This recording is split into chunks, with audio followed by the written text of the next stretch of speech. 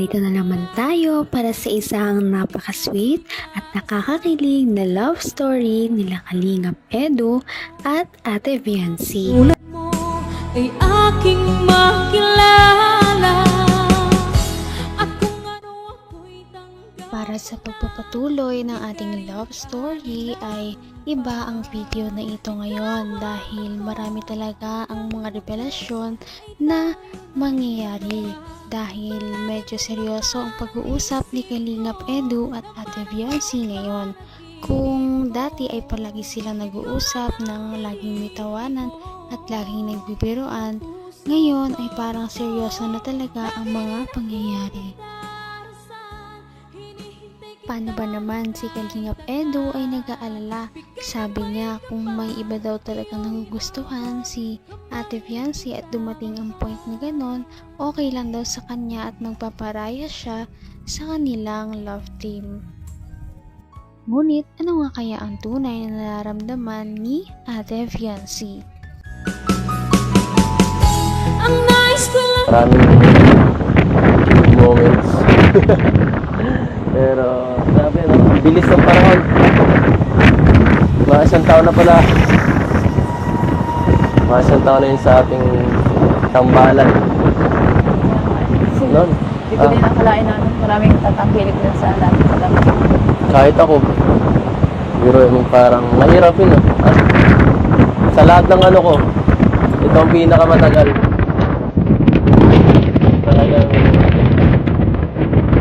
Talagang ano, kilala mo na ako. Kaya lang, yung buko.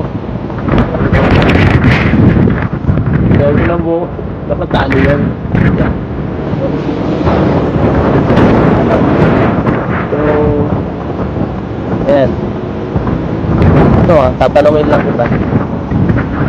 Sa lahat ng natambal sa akin, kanino, ay, kilala mo ba sila lahat?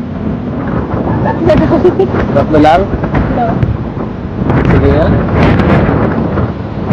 Sino sila? Isa.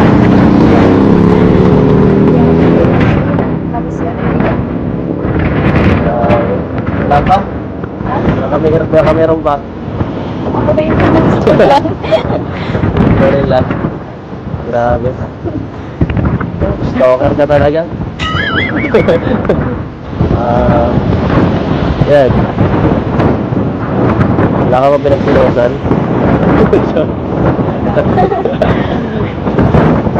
Ito. Pero sa lahat ng ano, ng nakatampal ko, ito yung pinaka masaya. Parang seryoso na talaga si Kalingap Edu kay Ate Viancy dahil ang lahat ng kanyang mga nakalove team dati ay medyo hindi nagtagal. Ngayon lamang ang kanyang ka-love team na sobrang nag-boom talaga sa public at medyo nagtagal din naman talaga hanggang ngayon at hindi pa rin sila nagtatapos. Kaya siguro ay parang nagiging totoo na. Para sa iyo. Kanina seryoso yun. Hindi ko maiwasan eh. Ito masyado mag-isip. Basta wala ka. Wala naman ako palagi eh. Wala palagi.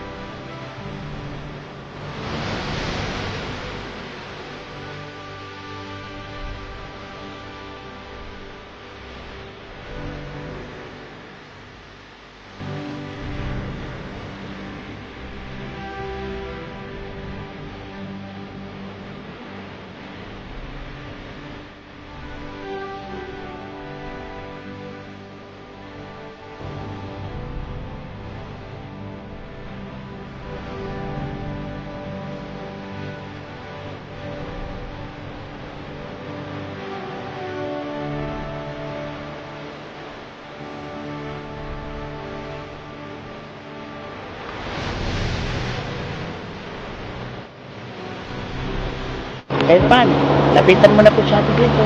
Ano mo sasabihin ko doon? Basta bahala ka na, galingan mo. Nahiya ako eh.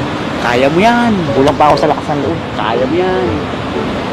Sige na, sige, lapitan mo. Inassure naman ni Ate Viancy si Kalingap Edu.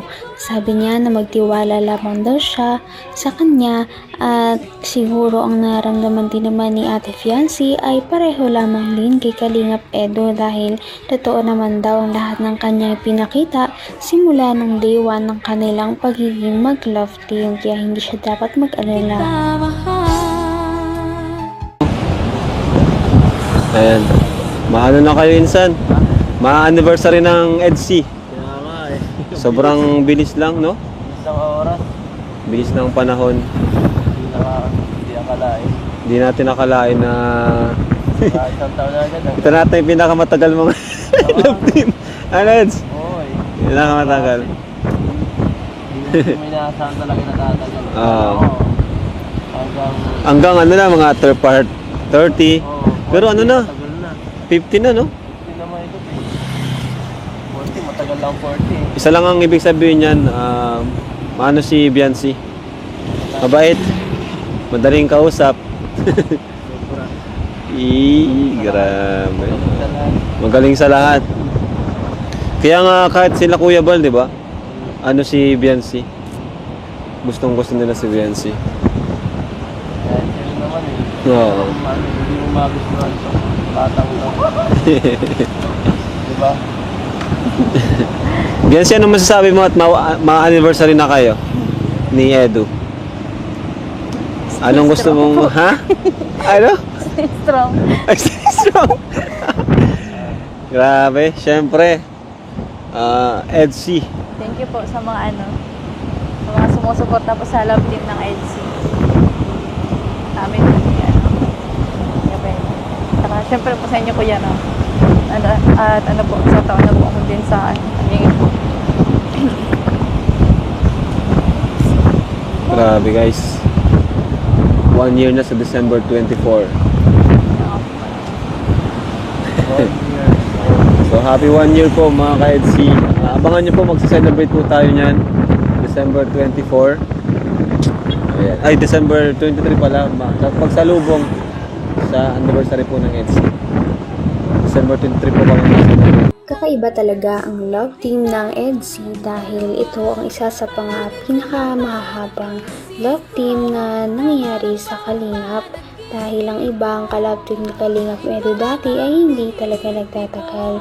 Ngayon ay sobrang tagal na nila at umaabot na sila ngayon sa part 50 to part 60 kaya naman marami talaga ang nagmamahal sa kanila dahil hindi talaga natatapos ang kanilang mga chemistry.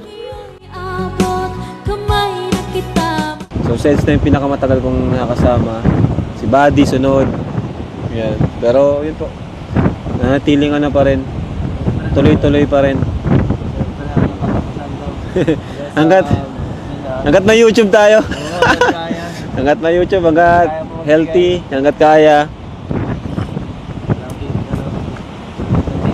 Sa ating Samahan. sa ating ginagawa. Sana ang EDC din. O Doc, ano yung papasalamatan mo Doc? Ayun, Gusto nagbigay ng 100k para sa tiles. Oo, nagbigay ng 100,000 para sa tiles. Shout out po kay Sir Leo D. Oh, Sir Leo di pala. Sir Leo D. Kay Sir Leo D po yung 100,000 para sa tiles. Since na nagbili ka na ng tiles, kaya ibibigay ko na sa iyo yung pera.